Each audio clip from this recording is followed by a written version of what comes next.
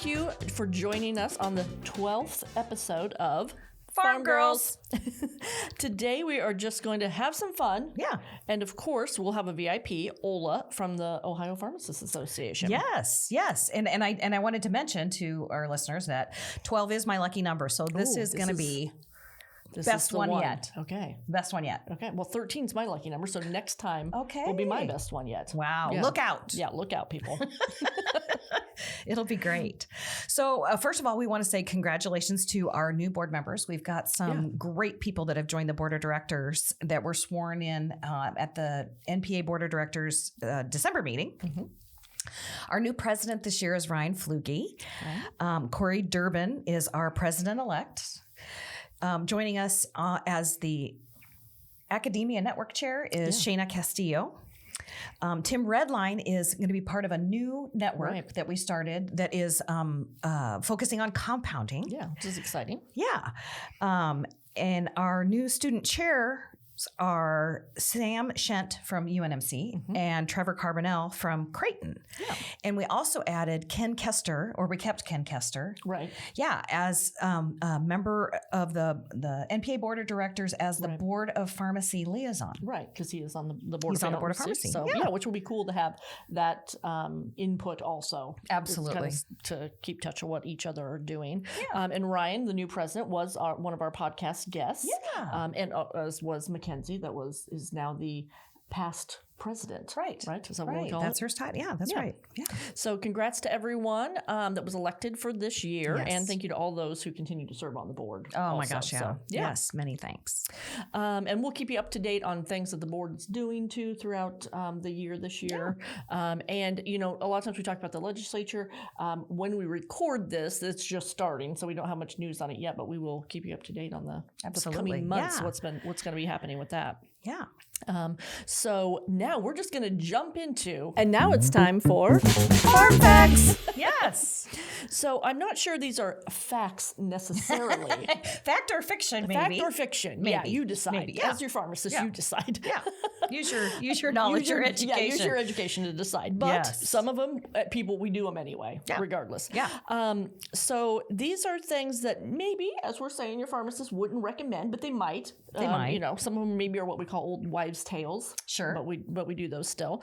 And since it's cold and flu season right now, and continues to be COVID, maybe forever in our lives. Right. We have some interesting cough and cold remedies from around the world, and some right from here at home. Right. There are a lot, so I'm gonna have you help me out do Pharm Facts today. Okay.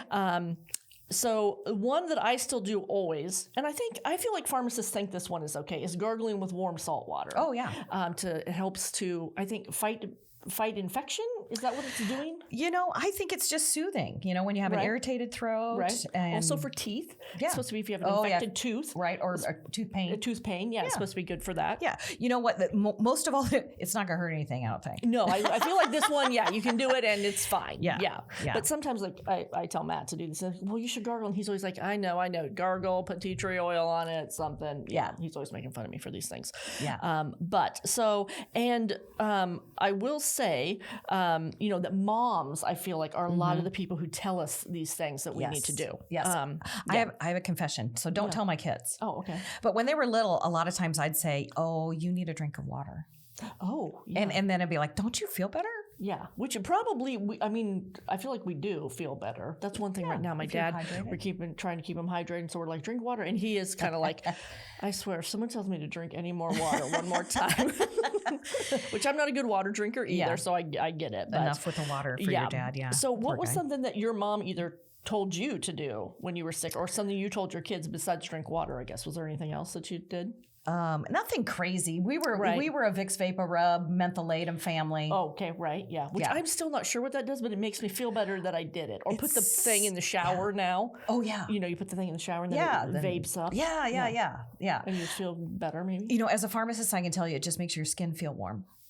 Okay, and maybe that's soothing? Soothing, maybe it's just comforting smell. Because I feel like I always think it's going to decongest me, but I don't think it does that. The first one that we have is said to have been prescribed by physicians during Prohibition to get around the law was kind of what they did, because they would suggest, or they would prescribe, I guess, whiskey, brandy, rum, some sort of, alcoholic beverage to help with coughs. And I think people still do this today. People say it is soothing. Yeah. Now, or you just feel good, so you don't really care about your cough anymore. Absolutely. You know, or a couple of belts. People sometimes rub it on like babies' gums. Yeah. Too. Right. To numb it up. It makes mom and dad feel better. It makes mom and dad feel better. That's true. Yeah. Yeah. My mom always was clove oil, I feel like, if we had a tooth pain. Yeah. Yeah. Is what we would put on it. Absolutely. Yeah. Okay, so here's another one. Okay. Which actually, you know, as a pharmacist, it makes a bit of sense to me. I could probably get behind this one too. Yeah, it's hot cocoa. I've never heard this before. Yeah, it's said to help with coughs, and if you use dark chocolate, right, and low fat, use dark chocolate. Yeah. Dark chocolate, yay, and low fat milk, boo. Yeah. Theobromine is an ingredient in cocoa. We know that. Okay. And it is found to be more effective than codeine in suppressing coughs, which I find that hard to believe, but maybe. But yeah, it does have some kind of a relaxing effect on the smooth muscles in your lungs. So, and milk's supposed to help with sleep. So, which I mean, I do feel like warm milk sometimes, or they always say warm drinks, like warm tea. Yeah, those kind of things do help. I think soothe you and help relax your muscles in your throat. I'm guessing. I think it's just made soothing. That up, but I think yeah. So now this one, I've never heard of this. I don't even know if I'm pronouncing it right. Gogol Mogul. I guess is a hot drink. I don't know from where. It didn't tell us where. It's a hot drink. Egg yolk whisked. And I feel like that's just weird on its own, but an egg yolk whisked with honey or sugar poured into milk that's been heated with unsalted butter. Which is the butter. Do they make unsalted butter? They do. Yeah. Why? That's true. So you can regulate the salt. If that's something you're into. Best part. Yeah. I think I have both in my fridge. Okay. And then you can also add, of course, a little rum or cognac. Lovely. Cognac is that? I've never had cognac. I don't think. But and I think boom, you have eggnog. That's what it sounds like to me. I've never had eggnog. Or hot toddies. There was some drink, I don't know. Some kind of batter drink. In Wisner, Nebraska, they always made on Christmas Eve. Oh, yeah. Yeah, if you can remember what that is. What that is, yes. That hot, it's like a hot batter drink. Yeah. Is it Send us a note on Facebook. Someone's name, I thought. A Tom and Jerry? Or that sounds right. I think it's a Tom and Jerry. And supposedly that is supposed to help a scratchy throat. Oh. But I don't know, a cough drop kind of sounds like it'd be okay too. But I feel like at home, I'm just not going to be mixing up that concoction. No. Yeah. No. At that point. Yeah, you don't feel like whisking. Yeah, just give me a Halls mentholated. Right. I'll be good. Absolutely. All right. So for the next common cold cure, this is really is common. The cold's common. I'm not sure this cure. This is very interesting. So and I'm curious too where this came from. I know where this came from. Yeah. It's from England, where you were born. Yes, I was born there. But this was never tried on me. At least as far as I know, this was never tried on me. All right. Yeah. So it is taking dirty socks. And random. I know. Yeah. Dirty. I don't know why how dirty. And lard or chicken fat. Yeah. And so you're supposed to grease up your throat. Right. With the fat, and then you put the dirty socks around your neck. I'm not kidding. This is supposed to be a cure for the common cold. Yeah, who figured this out? Or why dirty socks over clean? Like, does the dirt in the sock help with something? I don't know. Yeah, I don't know. Perplexing. I know. Yeah, I know. This is hard to imagine, but it does sound like an early version of Vicks, maybe without or maybe the sock smell is like maybe your nose was like you were on the verge of like sneezing or crying because the socks were so dirty. I don't know. So it really helped drain stuff. Yeah, I'm not because what's the chicken fat doing too? Besides, when you're done, you probably have a nice rash. Or you're very emollient. I feel like it's definitely emollient for sure. Yeah. You don't have the common cold, but you have salmonella. Salmonella and soft skin. Yeah. Yes. It absolutely. Was Vicks and oil of Olay. at the same time. Yeah, back in the day. No. I mean, that has to have been from a long time ago. A long time ago. Yeah, I feel like before antibiotics, and medicine, before anyone before knew science, not to rub chicken fat and leave it on you for a long time. Absolutely. Yeah. But speaking of chicken fat, yes.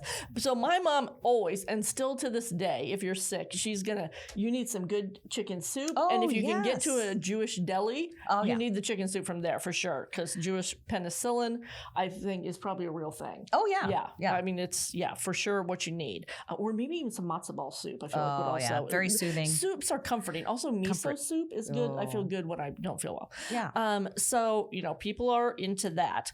Especially if my mom always said if you make it with the chicken feet when she was a kid. Also, if you nod on the chicken feet. No. Which sounds squirrely to me, but yeah. But although now bone marrow broth that's a big thing. The big thing now. Yeah. I don't love the taste of it though, but I've never had it. Yeah, it for some reason doesn't taste quite like the broth my mother made as a child. But. So in Hong Kong though, you grab the old lizard soup. What? Yeah. Maybe it's the Hong Kong penicillin. Yeah. And it is made from dried lizards, which I don't know where you find those right now, or you dry just your run to the own. store. I don't know. Yeah, in Arizona, maybe just find a gecko and dry it out or something. Yeah. Roadkill. Yeah. So you get the old dried lizards, yams, and Chinese dates, which I'm not familiar with Chinese dates either. And you simmer that in water, and then that's just it. That's I don't know if lizards have a lot of flavor to them. They don't look like they have a lot of fat on them. I feel like no. Yeah, you don't get a lot of fat. Not a lot of meat on the bones either. A lot of bone. Yeah, so you don't get the good cartilage, which I think is what really gets that. Yeah, penicillin-y Jewish, great soup for you. And all these soups are basically fluids that are lost, which I think also it just helps us feel. For some reason, we feel better. I don't know. Soup is like when you're sick. It's probably warming again. I think it's the salt and the noodles, the carbs. Yeah, makes us feel better. Because they're saying, fluids lost from sweating, blowing your nose, coughing, helps loosen your mucus, that kind of thing. Okay. All right. Yeah. Back to being hydrated. Back to being hydrated. Yeah. So stay hydrated, people. Yeah. Yeah. Do it. I like this because according to the article, there's some research that backs up listening to jazz. Yeah, my mom never had me do that. But no. I mean, maybe I'll start. I definitely do to try to sleep. Yeah, it says research has shown that listening to jazz for 30 minutes, specifically, it boosts the levels of immunoglobulin A, which I don't know what that is. Well, it's one of the things your body produces to fight off infections. Okay. Yeah. Good. It's an immune protein that plays a critical role in defending against infection. Okay, but if jazz isn't your thing, maybe you could go with bluegrass, choral music, or soft rock. They have been shown to induce a similar response, meaning air supply fans, you are in luck and you are going to feel better soon. Right. I love it. The next one, now we don't have dirty socks on this one, but we have cold, wet socks, which also... That sounds awful. I hate having wet socks. First of all, I don't like socks in general. Right. I mean, it's 30 degrees out right now, and I have no socks on. And my feet are cold, but that's okay. So cold, wet socks... it is said that if you wear cold, wet socks to bed. Now, this one also did come from a naturopath doctor. Okay. So, but you wear them to bed when coming down with a cold can mimic the effects of immune-enhancing hydrotherapy treatments, which I've never heard of. No. But that sounds like a bath. Yeah, right? Yeah, a cold bath, a cold shower. Yeah. A hydrotherapy treatment? Yeah, cold bath, yeah. You should soak a pair of socks in cold water. Okay. Put them on, cover them with another pair of wool or thermal socks, so we're keeping that cold in. Go to bed, keep those in a warm blanket, and then you're supposed to get better, I guess. Oh, that's supposed to be good. My mom probably would have said I was going to catch a deathly cold. Right. At that point, but yeah. Right. Yeah. I'm especially a socks to bed person, no go. And especially wet socks with another pair of socks, I'm lasting 2 seconds with that. Not happening at Amy's house. Not happening. All right. How about get rid of a cold, you just chow down on a raw onion. That sounds horrible. Yeah. What we learned from Dr. Google, and I do want to make an important distinction here. that this information was found on Google, and that is the difference between a PharmD degree and Google. Yeah. Well, my mom definitely has a Google degree. Yeah. Yeah. She will let us know all the side effects. Okay. What she does her research. She does her research. She tells us why we should or shouldn't. And then we're like, okay, Mom, we're going to close the Google down. All right. Yeah. Well, okay. So eating a raw onion, it says supposedly, according to Google, onions can fight a cold by two reasons, two ways. Okay.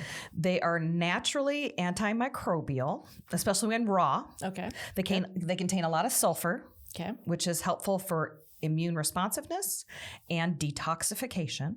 Okay. Or you can make a homemade cough syrup using onions.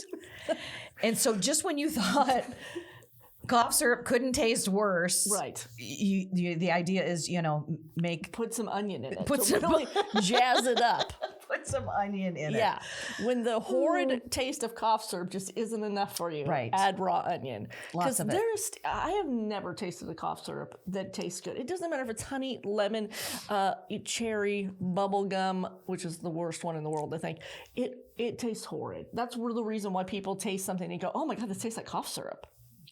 When they think something tastes bad. Yeah, that's true. You drink something, you're like, oh my God, this tastes like cough syrup. Yeah, see, when I was little, oh gosh, yeah, there was a cough syrup called Novahistine, and I just remember really liking it as a kid. Actually, I will say Dimetap. Now that you just said that, as a kid, flavor, grape flavor Dimetap tasted delicious. My kids loved it. Yeah, and I always gave them a little dose before we got on a plane. Yeah, they don't make it anymore. They don't? No. Oh, that's why. See, because I feel like as an adult even, I would be like, I'm going with the Dimetap because it tastes delicious. Give me a shot of the grape stuff. Yeah, give me a shot of the grape stuff. Yes. Yeah, it worked great. I don't even think they do grape cough syrup anymore.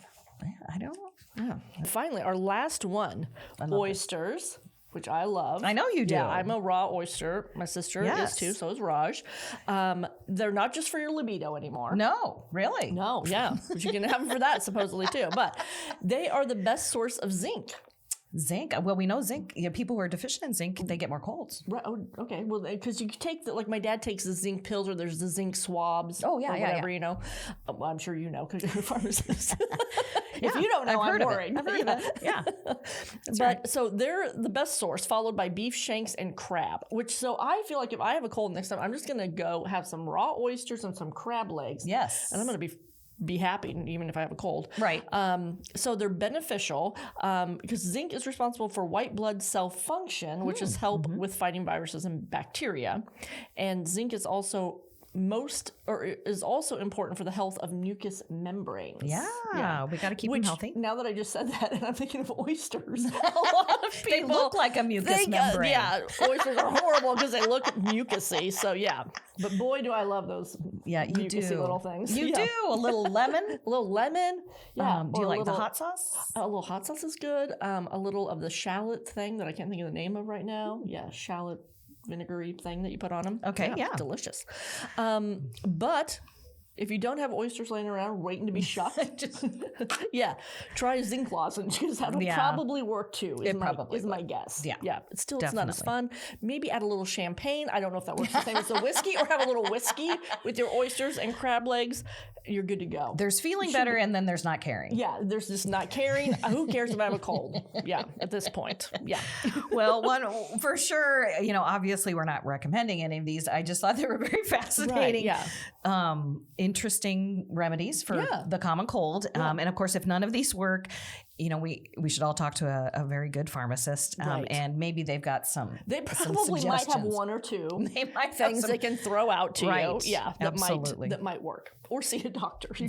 Always do that too. Absolutely. Seek medical attention. Yeah. It's better than the chicken fat and socks. And I feel like I'm not really sure how, am I going to have a reaction? I don't know if I'm allergic to dried lizards or not at this point in my life. So I feel like just in case. Well, yeah, it could make you feel worse. An allergic reaction to that. Yeah. Yeah. Or oysters too. That's a gamble. Oysters people are allergic to also. Yeah. So, yeah. So our amazing VIP today is Dr. Alexandra Latala, who goes by Ola. She graduated in 2022 with her PharmD from Ohio Northern University. Yeah. And she's currently a fellow in the Ohio Pharmacists Association in Leadership and Association Management. And just fun fact, Ohio has 7 colleges of pharmacy. Wow. Yeah. Wow. Yeah, that's a lot. We only have 2. We have 2, yeah. So I don't know how you keep up with 7 different schools. Wow. Oh, it's been hard, very hard. Yeah. That's a lot of students. We visited all of them this year and we spoke to the students. So that was really fun. And it was crazy to keep on top of all of them. Yeah, wow. It's hard for us for 2 of them. Yeah. It's the truth. Yeah.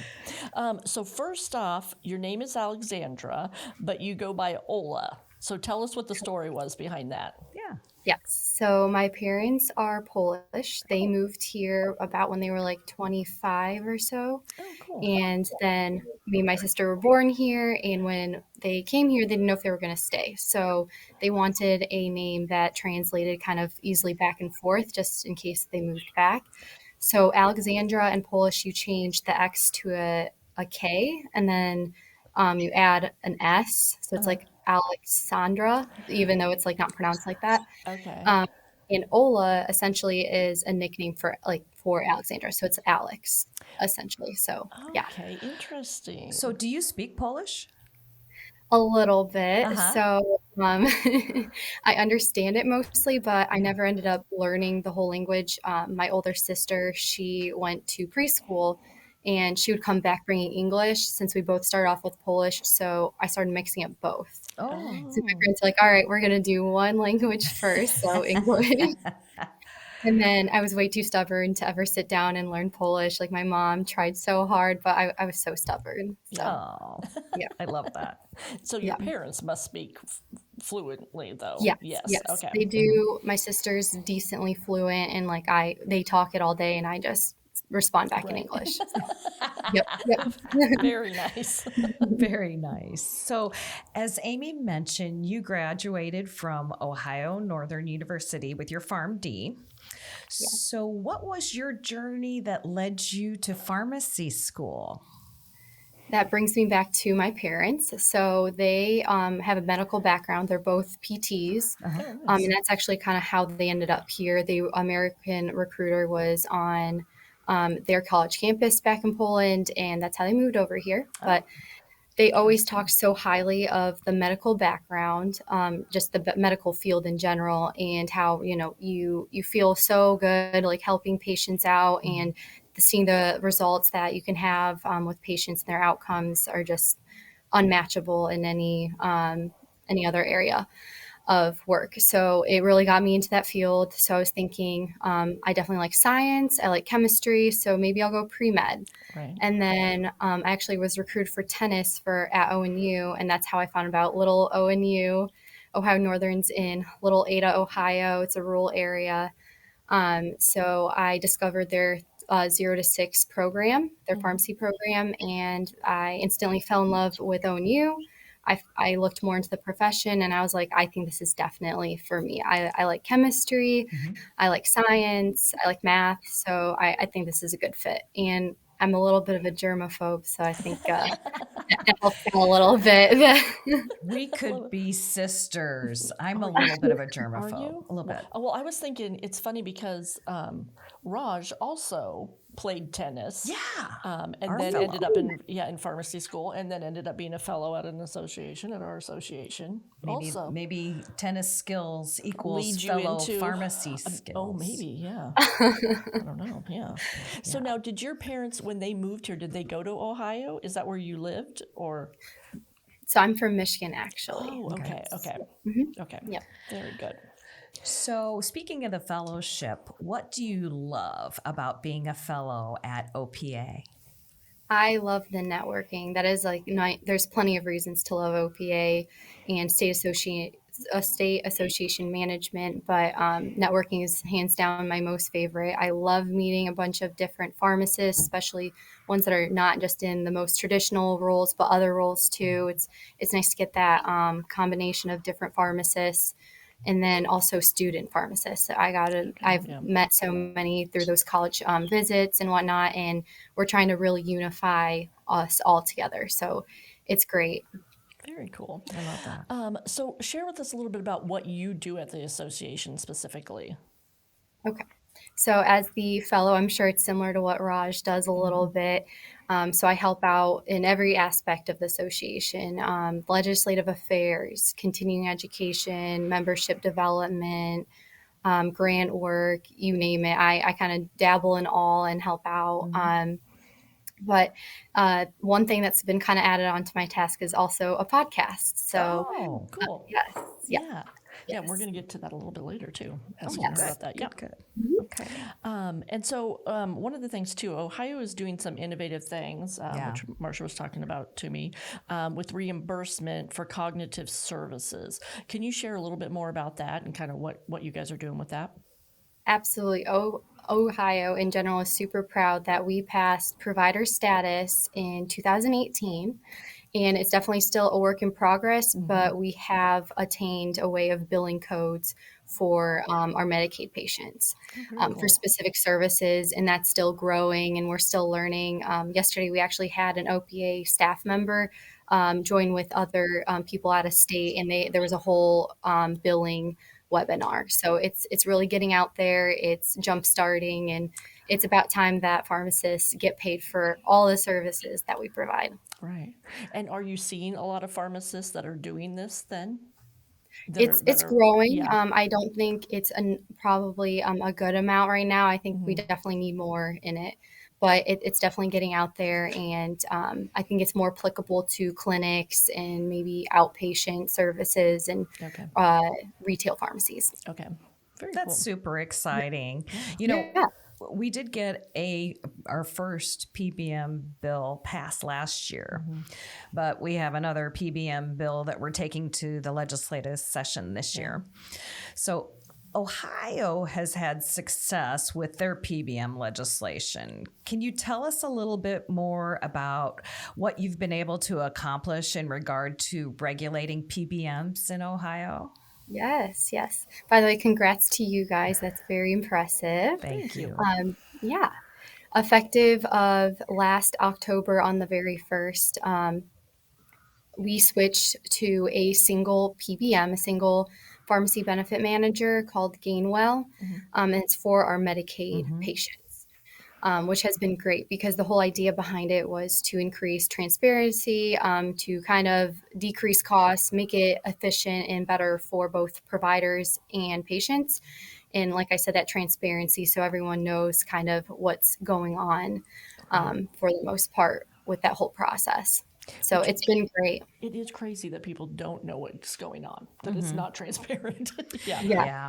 It's and the PBM thing, I think, is one of the biggest things that, I mean, the pharmacists are wanting changed. Yeah, absolutely. Well, and Ohio, huge leader in cracking open the mystery that is PBMs and Medicaid and how that money moves. And Ohio was the one who led the charge and found out how much money was being underpaid to pharmacies and overpaid to the PBMs. So, wow. Thank you, Ohio, for leading the charge. And I think too, when you talk to consumers, which I wouldn't have had any idea. I think we all assume like we're going to the pharmacy, we're getting something. Oh, if it's expensive, the pharmacy's making money off of it. Right. You're assuming that's who's making money. And a lot of times when I tell people, pharmacists are losing money on a lot of things. Like I would have never had any idea that, I'm not a pharmacist. So,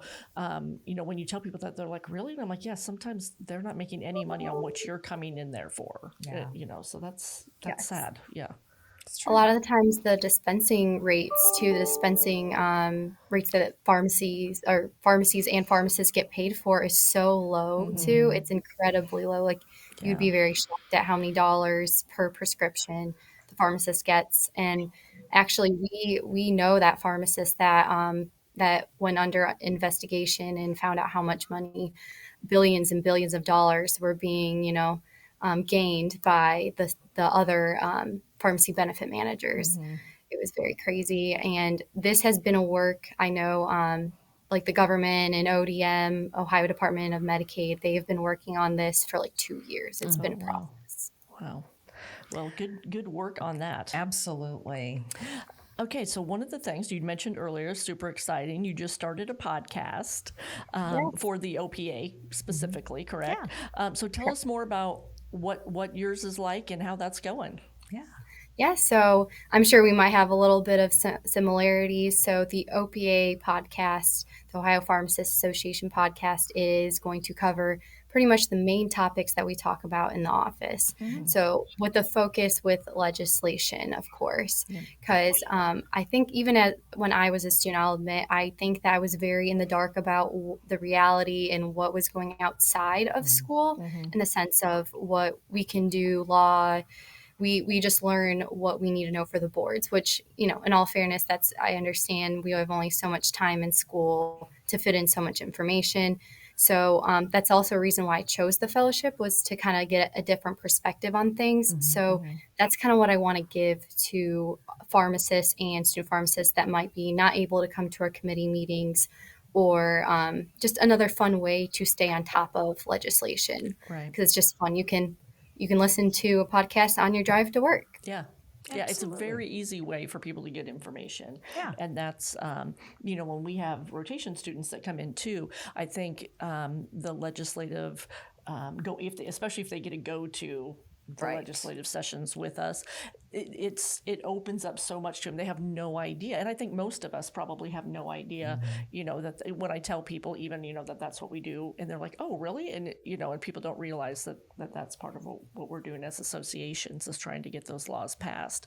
But I think, like you were saying, students, they know what laws they need to know, but they don't really know how that gets there, how those laws are made.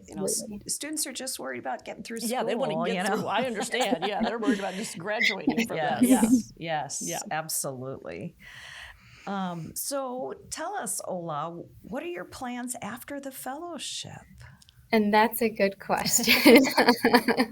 So I have always been driven by patient care. That was obviously one of the reasons why I went into pharmacy school, very driven by, I really like the idea of the medical field and treating patients.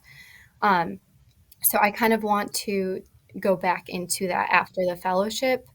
For the most part, I really have a passion for ambulatory care and cardiology. So I'm thinking either inpatient or outpatient, like maybe staffing in a hospital, or seeing if a clinic, potentially a cardio clinic, that would be great. Very cool. That sounds great. Are you wanting to stay in Ohio, or would you move back to Michigan? That's another good question. Your parents are wondering the same thing. Yep. I'm debating 3 states. Oh, okay. Yes. So there's so many pros and cons, and not necessarily cons, I guess, but there's so many pros of the 3 states I'm debating. So Ohio, here I went to school. A lot of my friends are here, connections, pharmacy-wise. Michigan has family, but I don't know if I necessarily want to stay in the state, because I love the heat, I love the beach, and I love Florida a lot. So you're thinking maybe Florida? Yeah, because I was like, well, Ohio and Michigan definitely aren't great not for where beaches the heat or is. heat. No. Yep, that's the 3rd state in debate. Yep. Okay. And Awesome. have you been to Florida before? And multiple times. Okay, so that's good for you. That's your happy place. Yeah. Oh yes, absolutely. Okay, so on more of a fun note, it sounds like you love to do many outdoor activities when we kind of asked you for some information on yourself. So playing tennis was one of them. Pickleball, which again, Raj is a huge he's a sponsored pickleball player. Yeah. I didn't know this stuff. Yeah. So that's why I was like, this is weird. You like to do yoga, hiking, ice skating, skiing, which I'm sort of tired just reading all of that. That's a lot of, it's a lot of activities going on. So if you had to only pick one of those activities to do, what would you pick? Tennis. Tennis, So okay. yeah. Yep. Very nice. I've done it since I was little. My parents actually taught me. My dad self-taught himself. My mom knows a little bit, but they both helped us and taught us when we were very young. And I've been playing, I guess, since I was like 5 per se. And then I did tournaments growing up, and then I played in high school and then in college a little bit. You said one of the things you love to do is travel. Yes. So what is one of your favorite places that you've traveled?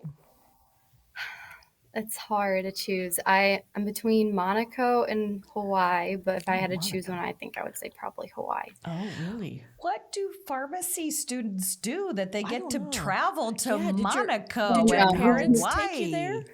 This was before pharmacy school. Okay. Did Yes. your parents travel a lot too? Were they? Yes. Yeah. Yes.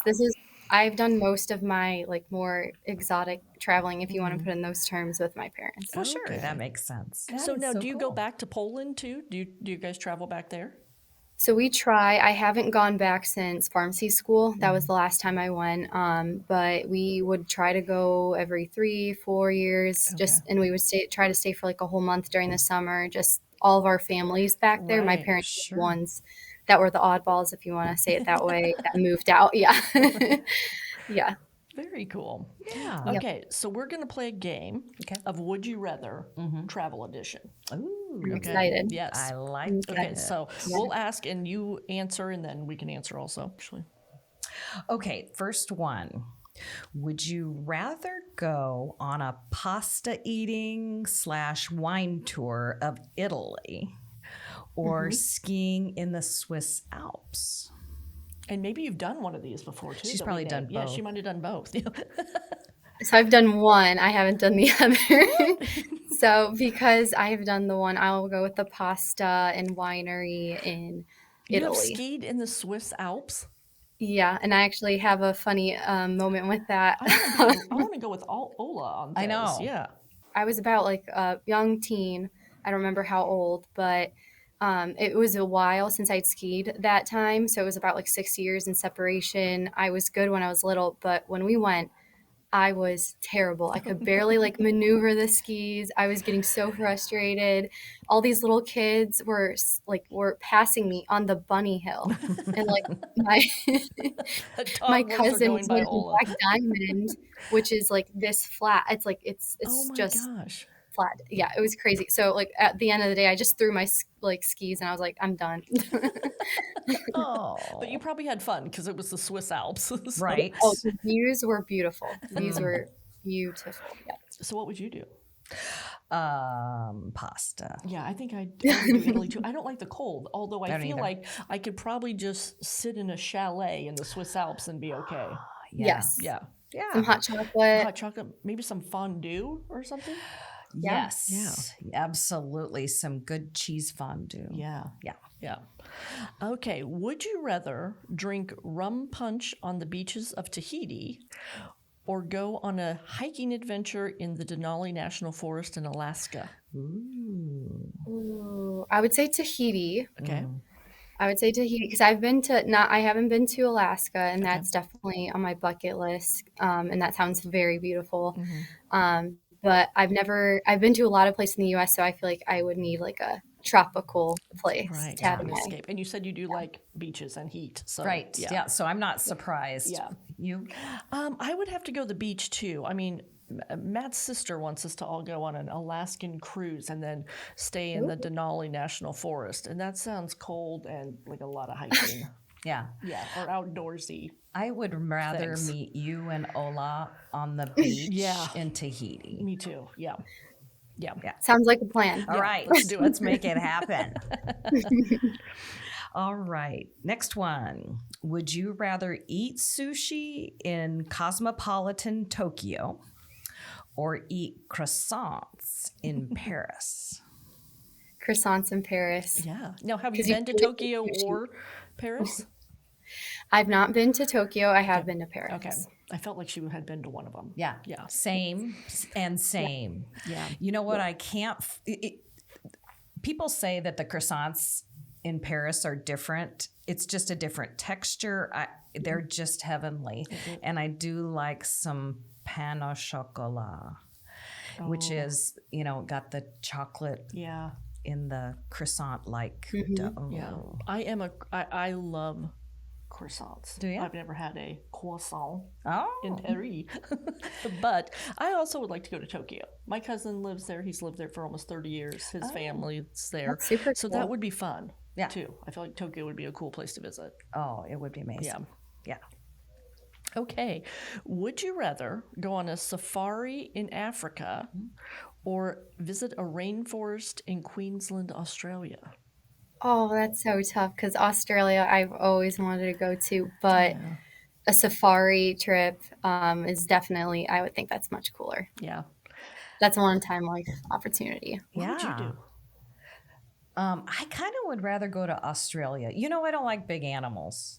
Yeah, and I do. Yeah, like don't. if there was a safari in Australia, which there probably is some sort of thing you could go to, it's probably not quite the same as a safari in Africa. But Australia does seem like it'd be pretty cool. Plus, there's beaches. Definitely. Australia has it all. It has the glaciers. Yeah. It has beaches. Although a friend of mine has gone to safari in Africa twice, and she loves it. Yeah. Yeah. The Great Barrier Reef. I just know about that from Nemo, Finding Nemo. Same. I mean, but seeing like big animals in their element, like an elephant or something, would be pretty crazy town. Yeah. Yeah. Or if I could pet a lion. Oops, I'm coming apart. Okay. Well, thank you so much for being with us today, Ola. Yes. It's great to have you on here, and it's great to see. I always think younger people who are, especially with the associations. I think a lot of people don't have, aren't sure what associations do necessarily, and so it's great when you're able to get in there and see what the associations are doing and help do those things, help facilitate what the associations are doing. Yeah. Thank you for all you're doing to be a leader in pharmacy. Yeah. And good luck. Are you done in May with your fellowship, or? I go till the end of June. Oh, till the end of June. Okay. Perfect. Well, good luck in deciding what's next for you. Yeah. Whoever gets you will be lucky to have you. That's right. Thank you. Yeah. And if it were me, I don't know, I might pick the beach. Yeah, there you go. Yeah, for a Florida. bit, and then maybe later go back to Michigan where your family is. Yeah. Have an adventure, Ola. That's right. No, absolutely. No, thank you guys so much for having me on the podcast, and I hope both of our podcasts helps bring awareness to state association and bring some fun. Now, what is the name of your podcast? It is called it's technically the Ohio Pharmacists podcast. Okay. Sorry, Ohio Pharmacists Association podcast. Okay. But if you type it, it's Ohio Pharmacists Association. All right. We'll have to look for that. We're going to look for it. Yeah. Yes. We'll give it a listen. We will. Yeah. All right. Thanks, Ola. Thank you guys so much. We don't really have any events to share specifically right now, so you'll want to follow us on our social media platforms. We're on Twitter, Instagram, Facebook, NPA, or you can follow Pharm Girls too. The Nebraska Pharmacists Association is going to have all the information on events that are coming up. Absolutely. Or our website also, npharm.org. We'll always have our events that are going to be coming up, or if you're a member, those are listed in the daily dose. We always tell you about things, and you can register right there. And still, it was time to renew last year in January, but it's February now, or when this airs, so you can still have time to join as a member. Absolutely. So we'd love to have you. Or if you forgot, some people are like, oh gosh, didn't remember to do that. But we'll keep you updated on what some of those things are. Yeah, I've had a couple people call and say, I miss my daily dose. Oh, yeah. And that's how they knew that they needed to renew. Yeah, that's good. I like that. Yeah. They were missing their daily email from us that kept them on top of, drug news and health news and managing work, as well as what's going on at the NPA. We have a ton planned for this year. Yeah. Super excited about, getting back on the road. Yeah. Doing an ACE tour again. Doing an ACE tour again. Yep. We'll be doing that. Yeah. Getting out to see pharmacies across the state again. Yeah. Our fall forum.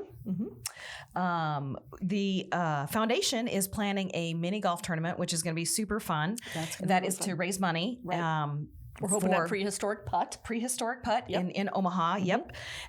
We're going to encourage people to get teams together. Go crazy with outfits. Wear your knickers. Yeah. Yeah, absolutely. Yeah. Your Argyle. I feel like I need an Argyle sweater vest. Yeah. Yeah. An Argyle sweater vest would be it. Yeah. We could get matching ones. We should. Okay. Yeah, we should. That sounds all fun. Right. Yeah. Okay. So come see us with our matching sweater vests on. Yes. It's going to be great. We're also looking for a speaker to talk about finances. Yeah. I think that's always a good reminder, no matter what stage of life you're in. Right. Yeah, for sure. To get some good advice about managing your money. Yeah. That'd be great.